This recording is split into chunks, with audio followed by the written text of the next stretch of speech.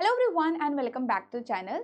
तो UK bank ने new recruitment की नोटिफिकेशन रिलीज की है for LBO local bank officer के लिए। इन्होंने फॉर द ईयर 2025 एंड 26 के लिए नोटिफिकेशन रिलीज किया है। ठीक है, अब यहाँ पे क्या क्या चीज़ें इंपॉर्टेंट है, क्या इंपॉर्टेंट डेट्स हैं, कौन सी इंफॉर्मेशन इंपॉर्टेंट है जो हमें पता होना चाहिए बिफोर फिलिंग दिस फॉर्म, कि आप लोग डिसाइड कर पाओ कि आपके लिए ये फॉर्म सही है या नहीं है और आप इसको फॉर्म को फिल करो। ठीक है, so let's discuss all these important points.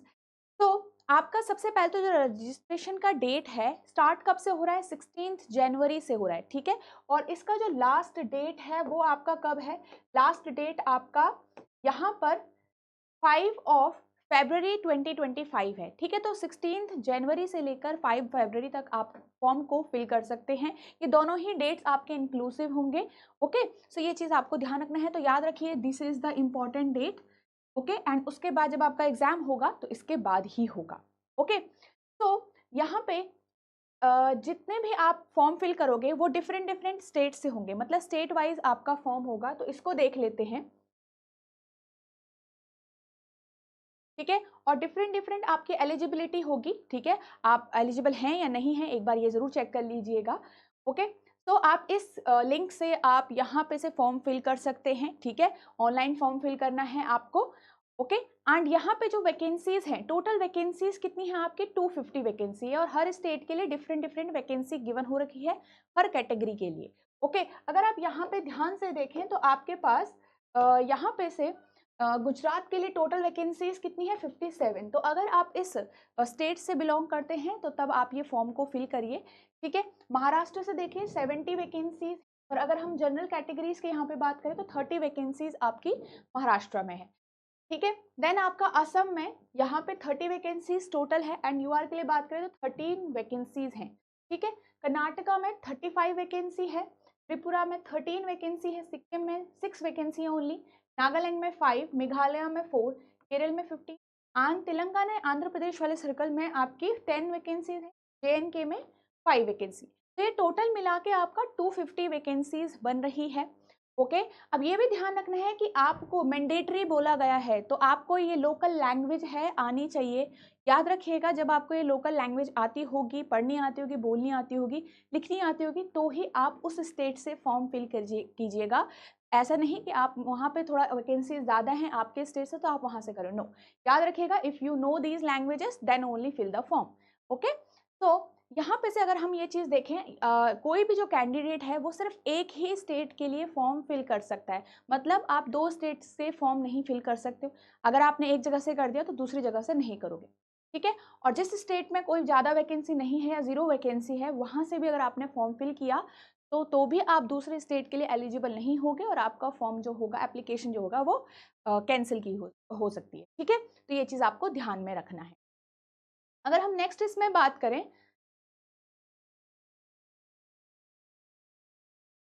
ठीक है, तो आपने जैसे हमने डिस्कस कर लिया कि एक ही स्टेट से आप फॉर्म को फिल कर सकते हो। ओके, एंड जिस अगर आप उस लैंग्वेज के लिए एलिजिबल हो तो ही वहां से फॉर्म आपको फिल करना है। ठीक है, सो आपको the candidate must be proficient reading, writing and speaking in the specified local language of the state, ये भी आपको ध्यान में रखना है। ठीक है, नेक्स्ट आपके पास जो पे स्केल है वो कितना है ये डिस्कस कर लेते हैं। ठीक है, जो आपका बेसिक पे है यहाँ पर as you can see 48,000 something हमारा बेसिक पे है। ठीक है, इसी के साथ आपको अगर डी है, एचआरए है, लीज एकोमोडेशन है, ये सब भी अवेलेबल होगा आपको यहाँ पे। ठीक है, सो एक तरीके से 48,000 समथिंग आपका जो बेसिक पे है वो आपका यहाँ पे अप्लाई हो रहा है, एंड ये आप ये वाला अमाउंट भी देख सकते हो। ठीक है, साथ ही आपको ये सारी जो फैसिलिटीज हैं ये भी आपको यहाँ पे अवेलेबल होगी।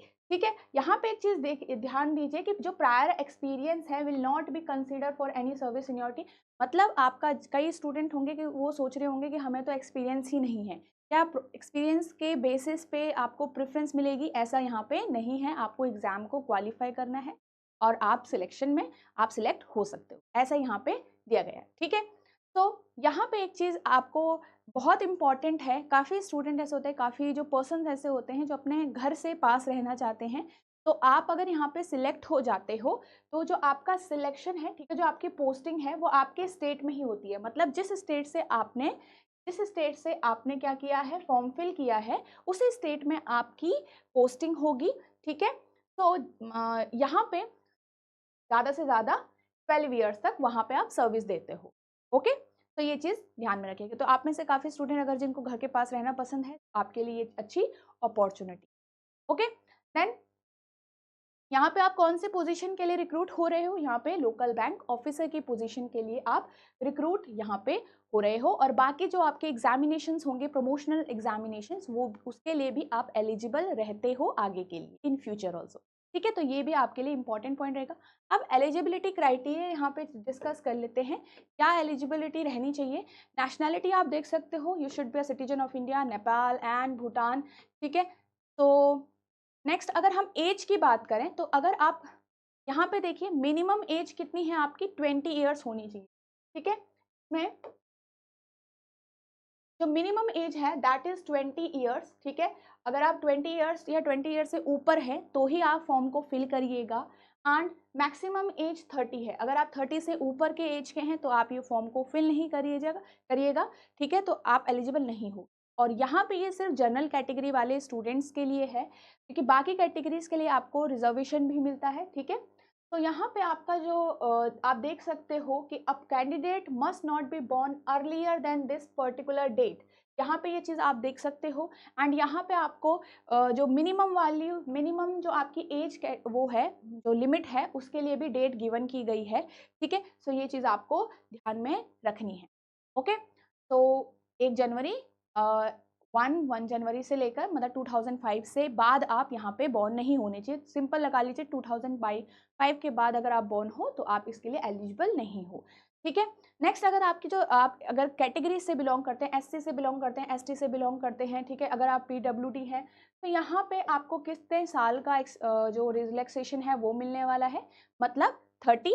और 30 से ऊपर भी अगर आप हैं और अगर इन कैटेगरी से आप बिलोंग करते हैं तो SC ST के लिए आपका कितने साल का है, 5 ईयर्स का रिलैक्सेशन है यहाँ पे।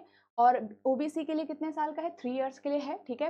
एंड PWD स्टूडेंट्स के लिए कितने साल का है, 10 ईयर्स का है, मतलब डिसेबिलिटी जो स्टूडेंट्स होंगे, ठीक है। 10 ईयर्स का रिलैक्सेशन है। Ex service man and all these categories के लिए आपका 5 ईयर्स का एक्सपीरियंस है, you can read it out, ठीक है। आपको ये डिटेल नोटिफिकेशन का लिंक भी आपको नीचे डिस्क्रिप्शन बॉक्स में इसी वीडियो के मिल जाएगा, ठीक है। अगर अब यहाँ पे नेक्स्ट बात करें, ठीक है, इंपॉर्टेंट चीज़ जो हमारा है सिलेक्शन इन द एग्जाम, कैसे जो एग्जाम पैटर्न है वो क्या है हमारा, ये चीज़ देख लेते हैं, ठीक है।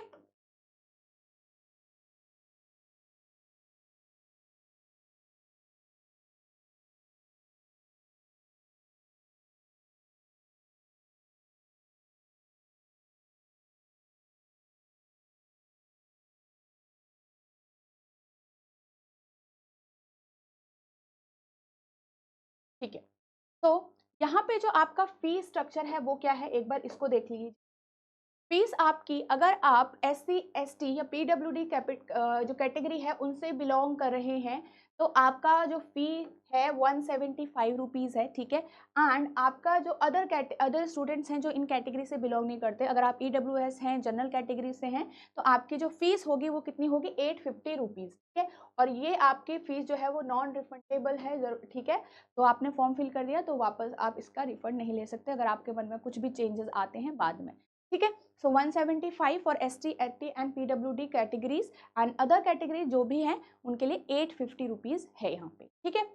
और यहाँ पे अगर हम बात करें पेपर पैटर्न की, which is very very important, जो मेन चीज़ है यहाँ पे, ठीक है। आपका जो एग्जाम पैटर्न है बिल्कुल जो बैंक PO मेंस होता है उसकी तरह है, यहाँ पे आप देख सकते हो।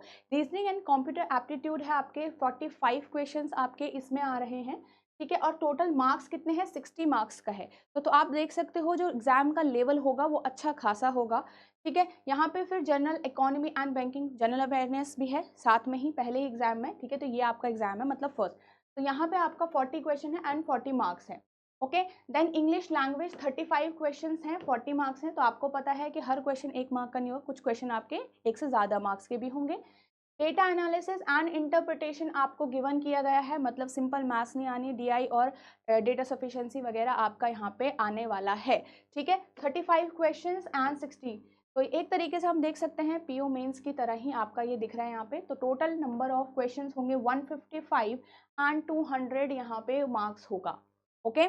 एंड नेक्स्ट आप ये चीज़ देख सकते हो, सिर्फ इंग्लिश लैंग्वेज आपका इंग्लिश में होगा, ठीक है। बाकी जो पेपर हैं आपका हिंदी एंड इंग्लिश दोनों ही लैंग्वेज में गिवन किए गए हैं, ठीक है। सो अगर आप ऐसे पर्सन हो जो हिंदी में कंफर्टेबल होता है तो you can attempt the paper in Hindi also, ठीक है।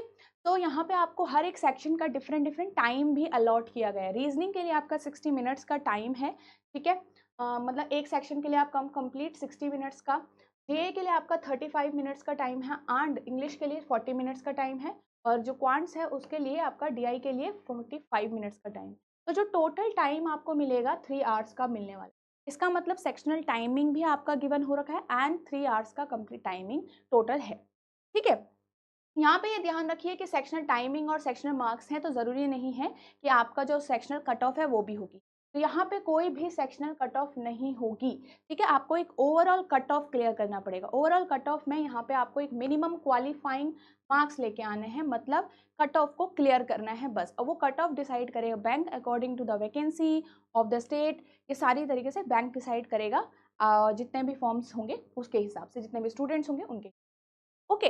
तो ये आपको ध्यान में रखना है, no sectional cut off and you just need to qualify the complete cut off here, ठीक है।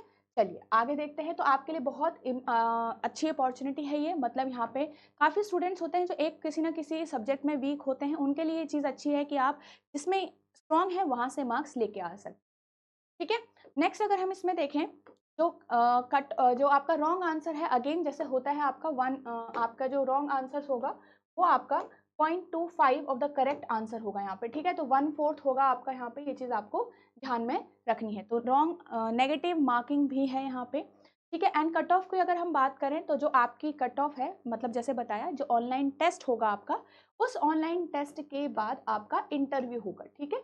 अब उस इंटरव्यू में आप कैसे सिलेक्ट होंगे, जब आप जो मिनिमम कट ऑफ है वो क्लियर कर लोगे, पास हो जाओगे, तो आप इंटरव्यू के लिए सिलेक्ट हो जाओगे, ठीक है। यहाँ पे आपके जितने भी मार्क्स आएंगे, ठीक है, तो जितने भी मार्क्स आएंगे वो आपको पहले नहीं दिखाया जाएगा, मतलब वो आपका जब आप मतलब एग्जाम दे के आ गए उससे पहले, उसके बाद जो है मतलब आपका रिजल्ट जब आएगा पासिंग वगैरह का, तो आपको मार्क्स नहीं, जितने भी स्कोर आपने लिए हैं वो आपको पहले नहीं मिलेगा, ठीक है, बाद में मिलेगा।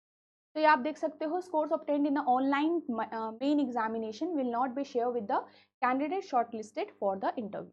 जो शॉर्टलिस्टेड कैंडिडेट होंगे उनके मार्क्स पहले नहीं आएंगे, मतलब इंटरव्यू के बाद दिखाई दिए जाएंगे, ठीक है। सो आपका एक एग्जाम है, उसके बाद इंटरव्यू है, एंड आफ्टर दैट इंटरव्यू आपका फाइनल सिलेक्शन यहाँ पे डिसाइड होगा। आफ्टर जो परफॉर्मेंस होगी आपकी इंटरव्यू में, उसके हिसाब से फिर लास्ट में आपका यहाँ पे सिलेक्शन होगा, ठीक है। चलिए, तो ये सारी चीज़ें यहाँ पे इंपॉर्टेंट थी। आई होप आपको सारी चीज़ें समझ में आ गई होगी और आप अब अच्छे से डिसाइड कर सकते हो, ठीक है। तो यहाँ पे आप देख सकते हो जो भी स्टूडेंट आपके नॉर्मल जो जनरल कैटेगरी से हैं, ठीक है, जो अनरिजर्व कैटेगरी से हैं, उनका जो नंबर ऑफ सिलेक्शन होगा वो 3 टाइम्स होगा, 3 times the number of vacancy. मतलब अगर आपने किसी स्टेट से फिल किया है और आप जिस किसी मान लो यूआर कैटेगरी से हो, तो उस स्टेट में यूआर कैटेगरी की जितनी भी वैकेंसी होगी उसका 3 टाइम्स इंटरव्यू के लिए सिलेक्शन होगा ऑफ यूआर कैंडिडेट। बट अगर आप किसी रिजर्व्ड कैटेगरी से बिलोंग करते हो, ठीक है, रिजर्व्ड कैटेगरी से बिलोंग करते हो, तो आपका वहाँ पे 5 times of the vacancies selection होगा। मतलब इंटरव्यू के लिए कितने पर्सन सिलेक्ट किए जाएंगे यहाँ पे, 5 टाइम्स, ठीक है। चलो, तो आई होप ये सारी चीजें आपको समझ में आएगी। तो लास्ट में आपका कुछ जो मार्क्स लास्ट वाले फाइनल मार्क्स होंगे वो नॉर्मलाइज करके आपको लास्ट में फाइनल सिलेक्शन आप ले सकते हो। आफ्टर एक आपका टेस्ट है, then interview and then final selection. Okay, so I hope all the information are going to help you, and अब आप डिसाइड कर पाओगे अच्छे से कि आपको ये फॉर्म फिल करना चाहिए, आप कितने एलिजिबल हो या नहीं हो, आप कितने प्रिपेयर्ड हो या नहीं, ठीक है। जो भी एग्जामिनेशन की डेट आएगी वो बाद में आपको रिलीज कर दी जाएगी। अभी आपको ये ध्यान रखना है कि जो आपका डेट ऑफ फॉर्म फिलिंग है वो 16 से स्टार्ट हो चुका है and 5 February will be the last date, okay. तो आई होप अच्छे से प्रिपेयर करेंगे आप लोग, और जो भी एग्ज़ाम्स आपके शेड्यूल्ड हैं उनके लिए भी आप टाइमली एंड कंसिस्टेंटली प्रिपेयर कर रहे हैं। तो thank you so much everyone for today's session, ठीक है, and have a nice day.